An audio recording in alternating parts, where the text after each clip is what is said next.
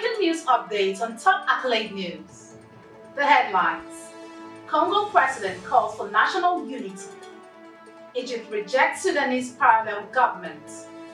Tunisian president calls for central bank law change. South African Department of Health spends 28.5 million rands on NHI advertising.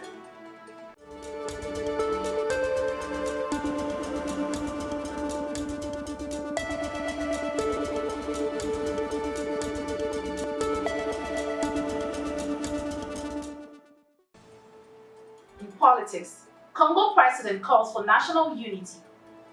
As violence intensifies in eastern Congo, President Felix Tshisekedi have announced plans to form a national unity government aiming to bridge division within the country. This comes as M23 rebels continue to seize control of critical cities including Goma and Bukavu, killing approximately 3,000 people in their rapid advance. In a speech to the ruling Sacred Union of the Nation Coalition, Tshisekedi emphasized the need for unity and cooperation, calling for a broad government that includes opposition members. Although details on the structure and timeline of the unity government remains unclear, he vowed to strengthen the military and honor the fallen soldiers in the ongoing conflict. The situation remains tense, with the rebel threatening to march towards the capital, Kinshasa. Still in politics, Egypt rejects Sudanese parallel government.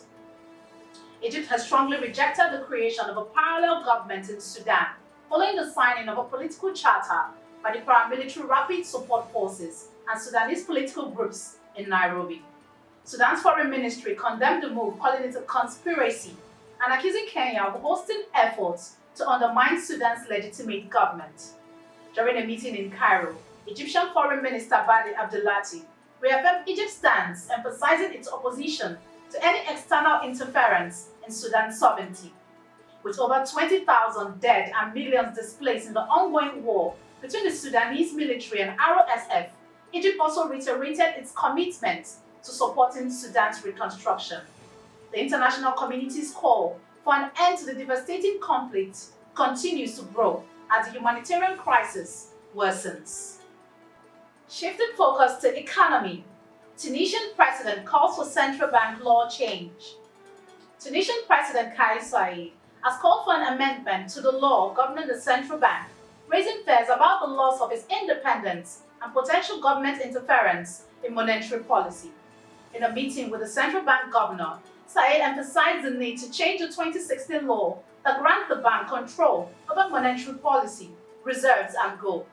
The moves come amid rising public complaints about high interest rates, with the central bank holding rates at 8% since 2023, despite calls for cuts.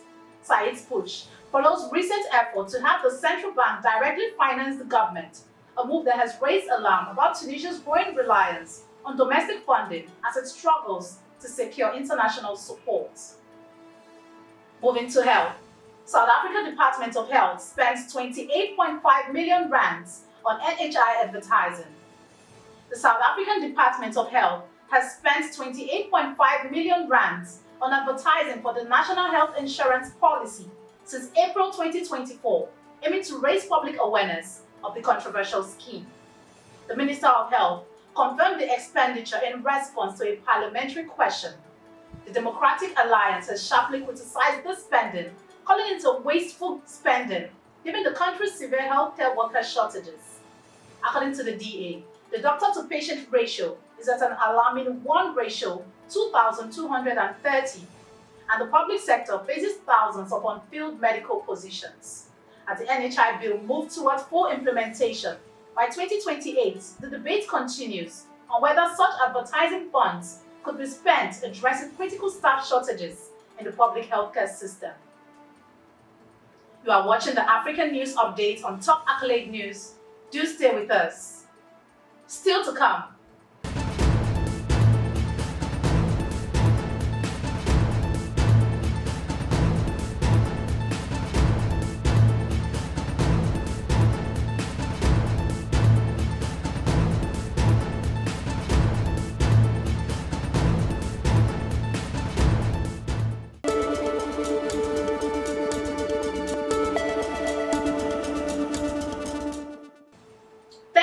Stay with us.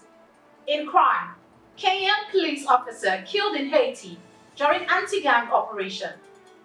A Kenyan police officer was tragically killed on Sunday in Haiti, marking the first casualty of the Kenyan-led multinational security support mission since its deployment in June 2024.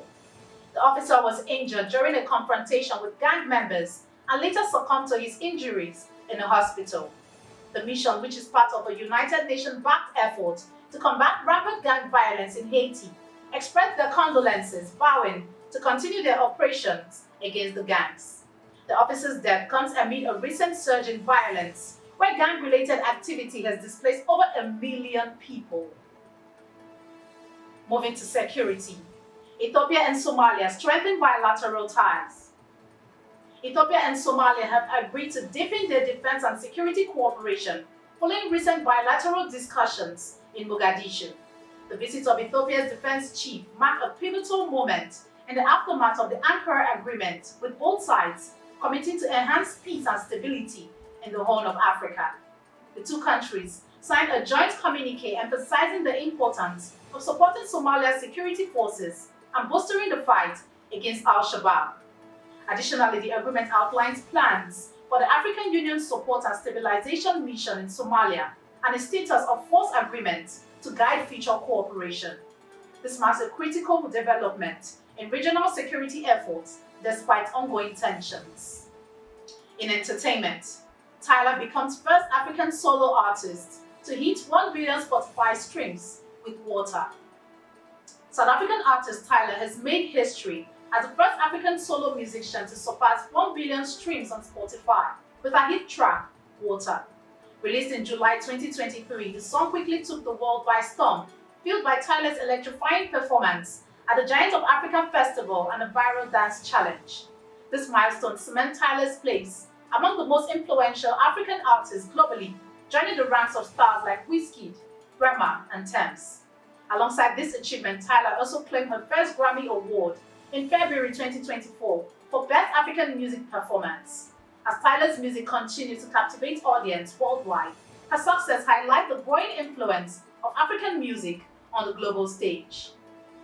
Now in sports, Senegal to host Youth Olympic Games in 2026. Senegal is set to make history by hosting the 2026 Youth Olympic Games, marking the first Olympic event ever to take place on African soil. The Games will run from October 31st, 2026, over 2 weeks, with 2,700 young athletes from around the globe competing in 25 sports across 3 host cities.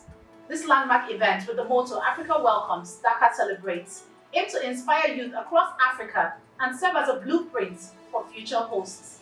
Dakar 2026 promises full gender equality, featuring 151 events equally split between male and female athletes.